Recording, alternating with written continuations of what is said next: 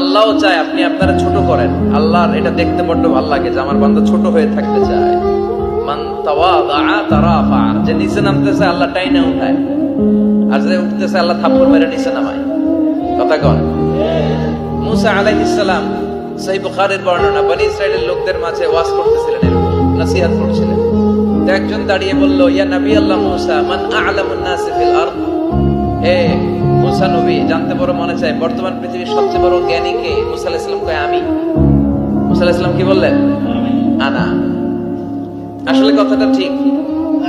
আল্লাহ যখন যে নবীকে পৃথিবীতে পাঠায় তখন তাকে সবচেয়ে বেশি জ্ঞান দিয়ে পাঠায়, সেই হিসেবে ঠিকই উনি সবচেয়ে জ্ঞানী। কিন্তু উনি এইভাবে নিজেকে সবচেয়ে বড় জ্ঞানী বলে দিবে, এটা আল্লাহর পছন্দ হয় না। আল্লাহ চেয়েছিলেন মুসা আলাইহিস সালাম যেন বলে আল্লাহু আ'লাম, আল্লাহই জ্ঞানী। সুবহানাল্লাহ কইবেন না? কিন্তু তা না করে উনি কি করলেন? যখন বলল সবচেয়ে বড় জ্ঞানী কে, উনি হুট করে কি বলে ফেললেন? আনা, আমি। আল্লাহ এটা পছন্দ করেনি। আল্লাহ ডেকে বললেন, মুসা, ইউ আর অ্যাবসলিউটলি রং, তুমি ভুল করেছো। তুমি সবচেয়ে জ্ঞানী নও, তোমার চেয়ে বড় জ্ঞানী আছে।